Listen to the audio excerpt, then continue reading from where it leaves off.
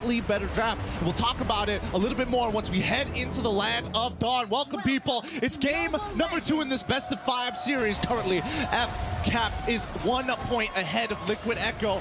Liquid Echo on blue, FCAP on red. You can see here the GOAT Carl TZ slightly faster on the uptake when it comes to his farm, but that does not stop Falcon's Bren from doing what they do best. Again, our analysts mentioned this. They're going to start pushing in mid. Look at how fast they cleared that wave, forcing Liquid Echo to be defensive in their trio.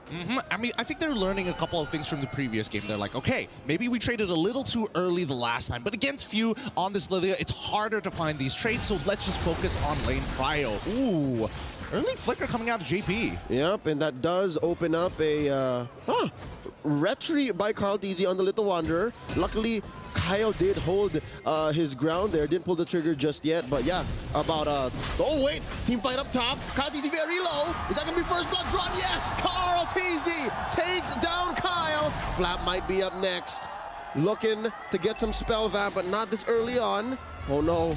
Liquid Echo not gonna let go. They're gonna take away the small camp too. They gotta take everything, right? And I think that Ogun, as much as he wants to use this Guardian's Bulwark to deny, it's really not gonna mean too much. But at the same time, right, I think that Kyle, he already found the value in that first flicker, and now Carl TZ just has to choke him out of farm for the rest of this game. We're gonna see how things are gonna progress, but in the meantime, right, first turtle coming up in 15 seconds, and I think that Falcon AP Bren, they might just give this up. Give up the first one, wait for the second turtle, and then play to the strengths of their comp. They're great at taking fights and then slowly peeling back, while Liquid Echo is like, we're good at holding ground and pushing forward. Which is a very similar dynamic from game number 1, and it's that awareness, it's that answer to who's the beatdown that Falcon's AP Bren used to win game number 1 so handily. But how about now that they're down 1 kill, about 200, 300 gold, it's still them first to the scene, pulling the turtle slightly up. Can Kyle and Carl make it on time? I definitely think that Carl can make it on time, especially with Shield Unity, but honestly, both teams recognize that this doesn't seem like a very fruitful fight. Like, we could fight for this, but really, what are we going to get off of it, right? Because it's more ideal for Liquid Echo, because if JP gets that Minoan Fury, it's kind of hard for Falcon's AP Bren to re-engage into that fight, and that means that Ogwin needs to sit back when he really wants to be forward to deny skill shots. And we really haven't seen much from that tree. Up top, oh no! Sanford! Taken out by Flap and Kyle, and now that's a man down. Liquid Echo have to fight for this turtle while missing out on a final slash. Here we go, the full-on engage, looking for that secure. In comes JP, Kyle TZ secures the turtle, and then we know if you're by JP, finds no one, at least not in lethal range. And Kyle TZ here taking his small camp, while Sanford and Sanji come in, quick diversion play.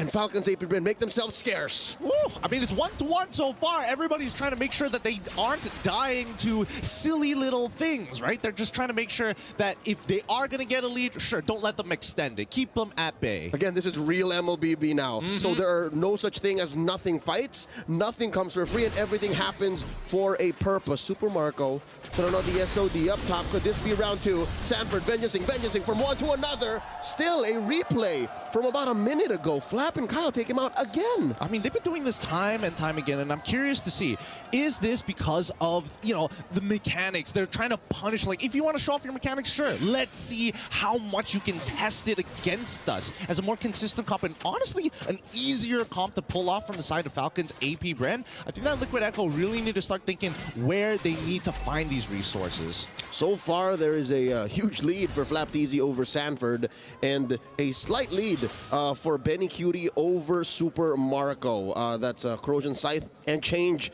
on Benny Cutie's carry already. 40 seconds until the next Lord is spawned, and I think we've yet to see the full breadth of what Sanji can do with that diversion. I think there could be bigger turns, especially when the Lord comes up. I absolutely agree with you, but at the same time, it's on condition, right? Where's the penalty zone?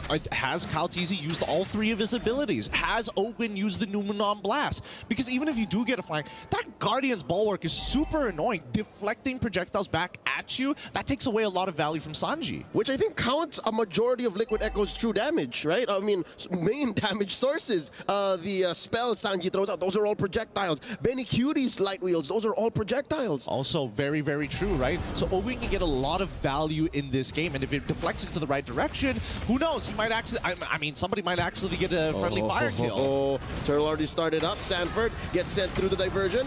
Ogwin used Flicker, and there's a big jump in. Sanji taken out by Flap. SOD spent in. Kaltizi taken out by Sanford. Kaltizi secures the turtle. The fight collapses towards TLPH's side. And Sanford dashing on through. Super Marco, spear, lets him through. And they let him go. Falcon's AP Bren, not enough firepower just yet. Instead says, we'll move over to the turret. And now they have to hold. Unfortunately, I mean, Sanji did have his Flicker available, right? I think he wanted to, it was extended a little bit. I mean, Marco does, No, not like this. Super Marco gets dashed in on, survives with just 1 HP. Sanford goes down. Revenge strike and all. Now Kaltizi up next on the docket. Will he get popped? The answer is no. Still survives. Looking for the clapback from Liquid Echo. They're both backing off. Yep, great peel from Sanji and JP. JP's waiting for that yin-yang reaction to occur, and then he jumps on in. Let's look at that replay one more time, right? Because Super Marco here, honestly, I definitely felt like he should have died, but you can see that everybody were blocking the projectiles from Kaltizi, meaning that only Sanford was capable of taking him out. And when the Purify occurs, it also gets rid of that demonic mark, so he doesn't get a reset. Yep, looking at the gold lane per lane, so far, it's the same story. What I'm thinking here is Liquid Echo, they're just banking on Benny Cutie. He's the only one with a true lead over his lane mate. And if it comes down to it, that might be what matters, really. Benny Cutie versus Super Marco. I think Few is going to play a role in that as well, right? Like Sanji, a little bit less because of Ogun, but nothing really stops Few. If Kaltizi is too far, he's going to really struggle to get out of there once the Ice Queen wand is built, and the only person who can really force out that Black Shoes is going to be Sanford, or maybe even JP. You never count out Idol Nama, kids. Few has been quiet here in this game, and maybe even better than the Julian he played from game 1. He easily takes control of these bushes. Look at that! He denies Kaltizi vision. I mean, Kaltizi's still got the Lethal Wander at the end of the day, so he spots both of them. He knows Ogun's in that bush on top of it all. And in the meantime, just notice that despite Kyle, hey, I'm already 0-2, but I have 3 assists, and if you just supercharge me a little bit more, I might be able to one-shot Sanji. Final turtle up, less than half health. In comes Kaltizi with the Ignite, finds a Flap Teasy. Turtle here approaching Retry range. The penalty zone coming in. Kaltizi still secures. The SOD finds all of it. Final slash taken on Kaltizi. And now Falcon's AP Bren retreating. The diversion sends 3 in. Liquid Echo are on a stampede. They try to take down Ogwin, but the Bulwark will keep him alive. Oh my but maybe God. only for a second longer. Ogwin barely up. Kaltizi finds his man. And now Flap Teasy cleaning up. 3v1. Can he do it? He doesn't have the abilities. He's eventually going to fall unless he gets a trade back. Oh! He gets at least one before he goes down! But Kaltizi ends it anyways. Now here comes Flap pushing all that remains from Liquid Echo out of their jungle. Let's see how that all went for TLPH's way. I mean, look at this. They clumped up too close together, and I think that JP, after he does the initial jump in, he needs to get back out. The execution is really, it stacks up the more damage you take, so make sure that when you get tagged by it, just minimize your trade. Just back up. Take one step back. Not to mention the spell vamp from all of those targets. So he got maybe a little bit more HP that allowed for him for one more strike to get that kill regardless. 5-5, 24K to 23. Here's a diversion. I wonder if Kyle knows. I mean, JP already showed himself, and Sanji's going to open up that map to see Kyle TZ in that bush. In terms of items, Flap TZ, the fact that he's gone for these Queen's Wings, he knows that he's going to be deep in the sauce. Yep, and now he picked up the War Axe at 5-1-0. This isn't the usual situation you see a Terizla in. Again, he's a very low econ hero, but when he has the items, and when you put on a hero, or a player, rather, such as the Filipino Cannon Flap, you end up with this. And he's strong. He's really, really strong. The only one who can really deal with him right now is Benny QT. Now with the War Axe, it's going to be even more devastating. It's like, oh, you commit everything onto him. He's still fighting. He gets one big hit, and everybody, it just maxes out his War Axe, and Sanji, he's like, please don't make me flicker. But the question is, do you really want that kind of situation? Don't you want all the farm and all the gold on a scaling hero? Terizla caps. Terizla does cap, but it also combos extremely well with Kyle TZ. Not to mention even Ogwin. This could set up some big plays for Super Marco. And I mean, obviously Few is going to enable that, but at the end of the day, it all comes down to, can you hit the penalty zone? And we've yet to see it. We've yet to see it. 10 minutes in, a diversion play here, sending Benny, Sanford, and JP down. Something tells me Marco smells something is afoot. Something isn't right here, and I think Marco's like, you know what? I'll just let the wave come to me. At the end of it all, Liquid just trying to... Oh. And that confirms it. That's a jump scare. It's a horror game, but that means on the opposite side of the map, Falcon's AP Bren are going to push TLPH out of position. Yep. One thing you know about a diversion is you can send people out, but you can't send them back. So that means the trio from TLPH had to walk the long way, which allowed for Falcon's AP Bren a moment of aggression, but now we reset. Super Marco maintaining his placement down there in the bottom, pushing out that wave. All this while, Kyle TZ was managing top. Yeah, but I think, you know, now the side lanes are starting to even out. Well, maybe not for Sanford here, but everybody else starting to find their own footing. Small, very small leads. Oh, the fight begins. Could this be the turn? Flap TZ taken out. No answers except for Minoan Fury, forcing JP to flicker back out. Oh, no. That was the Numenon Blast first pulled. The JP held his trigger there. Yeah. I'm actually surprised that Flap TZ died so quickly. It just goes to show that Benny is he's complete. He's done with the Trinity build. Doesn't matter what else Flap TZ builds. He's just going to die even faster. Put more health on you, good sir. That was, what, 2 seconds all it took to take off Flap? So this is what I was saying. Like, do you really want to Tarizla? Because at the end of the day, at best case scenario, he's a penalty zone machine. And I think that's all you need, right? Every extra second from Flap TZ that can buy for the rest of the team means another stack for Few. Another opportunity for Super Marco to double up on that golden staff stacks as well.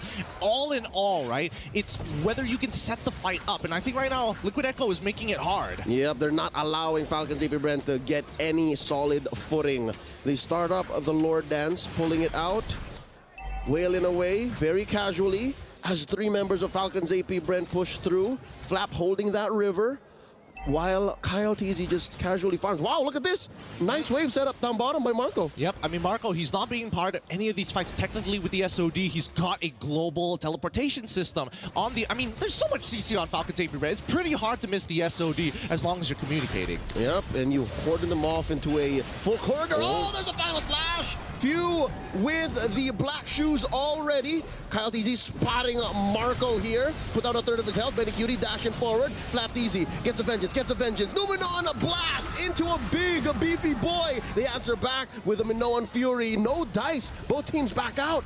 See, this is what I was telling you. Falcon's AP Bren, yes, they can take space, but they can also give up space and kite backwards really nicely, as long as you chain your abilities well. Kyle is throwing down the chains. Hey, you can't walk forward. Numenon Blast comes out in time, so that, unfortunately for Benny QT, who is very short range, must take a full step back, if not dash backwards. Something tells me this comes down to not just the damage dealers. We keep talking about Few, Sanji, Benny, Marco. Hey, maybe it comes down to the roamers too. You want to have a big Numenon Blast to set up, a big Minoan Fury to reply with, and then maybe that's why Liquid Echo is so good at controlling this now, is because they have the easier to pull off CC in their XP laner, the final slash.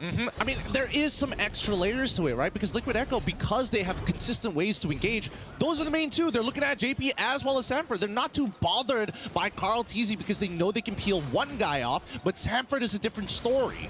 These are both immovable objects. That's what's happening here. No unstoppable forces just yet. Sanford sent over into that small brush. Few knows that he's there, and all this while, look at this. Marco just continuing to work on that wave. I mean, they already pulled that trick up with the mid-tier 1. I think they can't afford to keep sending Benny Cutie down to clear that wave. Look, they just gave up. They just let it happen. Exactly, and this is what we call tempo, right? Falcon's AP Bren, they know that they've got the drop on Liquid Echo. They know they can hold their position and give it up at the same time. So when Super Marco gets these small pushes and they pull backwards, reset the Lord, do it all over again, and Liquid Echo is like, no, we have to respond. We need to take the space. Oh, Lord is at the point of no return. Oh, they do go for the reset, and they try to melt down Few, but it's not going to happen. In comes JP, the final slash. We get caught. There's a dash by Kyle TZ, bursting them down. Sanford falls. The Minoan Fury has been used. The Numenon Blast pulled out. The diversion used to retreat, but it's not gonna happen. FCAP walk away with a pickoff, and they continue to push in. They're not sending anyone home. JP holding his ground, the SOD coming in. Marco gets caught out. There's 3 over there, but is that enough? He's bulletproof, man. This kid is absolutely bulletproof. He goes in whenever he feels like it in the middle of 3, knowing that they've got no resources. Slapped easy, pulls a trigger, point blank, penalty zone, as the rest of them collapse onto Sanji. That's 2 down. Falcons AP Bren back to regular program and taking out the Lord. Yep, and now they're going to take the space into that purple, insta-invade and fuse, just showing where the line is in the sand, drawing the borders right at Liquid Echo's purple buff. Now, we need to take a step back here because despite everything that has happened, Falcons AP Bren have been making smart decision after smart decision, but if we got a replay of that fight, man, Ogwen is a monster. Puts up the shield and Benny QT nearly kills JP on accident. Man, we talked about how it might be between these roamers. Ogwen has eyes behind his back. He set everything up so that Falcons AP Bren can walk away with, again, the correct small victories that allow for that huge turn. If we were counting out as a Lord Dance, I'd say that lasted a good 3 or 4 minutes. Honestly, I would say even more because of how many waves had to spawn each and every time, right? We saw like, what, 6 waves? So yeah, you're definitely on the correct estimate here with the Lord already knocking on their doors. I think Falcons AP Bren, they want at least, at a minimum, 2 inhibitors. Oh no, the cavalry taken out of their breath. We're currently in the skies because the map has been turned red. Falcons AP Bren are soaring through, managing to get a 3-wave sink. This bottom lane inhibitor is gonna get taken out. Up next on the docket, top lane, mid might be up next as well. Where did this 6K gold lead come from? Falcons AP Bren are threatening to expose the base. And they get it. They get everything and a little bit more. All 3 inhibitors are down. The best situation for Falcons AP Bren. I think the major issue here is that Liquid Echo, they don't have a means to disengage from these types of fights. When they've committed all their resources, then it's gone, right? There's nothing else. You can't pull back. The simplest form of this were the multiple diversion play attempts. They would send 2 or 3 out across the map, and when it doesn't work out, all right, we'll spend the next 10-15 seconds walking back to where the dance began anyways. So we'll see if there's anything up left in the sleeves of Liquid Echo, because they need to pull that out a minute from now. And again, maybe you could say this is a different angle, but it's mirrored. It's literally mirrored. They're just moving down to the lower quarter, and it's likely Falcons AP Bren could pull the same trick. I mean, they're probably going to pull the same trick, if I'm being perfectly honest. And I mean, based off of the items as well, I don't think it's going to be necessarily enough, because half the time they're just sustaining through. Worst comes to worst, when you think you're about to make the super play, then of course, the man with literally super in his name shows up and knocks you back. All right, in that last moment where he SOD'd into 3, you made me a believer. I mean, I was a believer from day one. He is indeed bulletproof, but how? Well, you know what makes him bulletproof isn't even really his own skills. It's the rest of his teammates. Like, they allowed for him to do that. They're probably screaming at him, they've got nothing, and he's like, okay, I'm going. And again, 1 and 0 and 1. That definitely was a punishable play, but the rest of Falcons AP Bren made sure Marco would not fall. Now the Lord has spawned Carl TZ and JP in the proximity. Again, Liquid Echo don't need to panic. They have the cross-map play. Sanji here holding a far bush. And the rest of Falcons AP Bren looking to, again, put up a barrier. It's a huge box they're playing with. Marco wailing away at the Lord. They're going to help to go. Carl TZ with the steal! Carl TZ with the steal! The Numenor Blast keeps him in place. They are going to punish him. He's still alive, rolling out. His immortality still intact. Down goes Sanji. The Minoan Fury spent in. Few from the side lanes here. JP taken out. Oh, here we go. Winter Crown spent. Few gets taken out by Marco. Benny traded out 2. And they're still going. They're still going. 2 left for Liquid Echo to defend. And they're counting bodies. Down goes Carl TZ. His immortality popped. it's possible they could look beyond this. Sanford down. It's a wipeout. Falcons AP Bren at match point. FCAP is here. Falcons are here. They've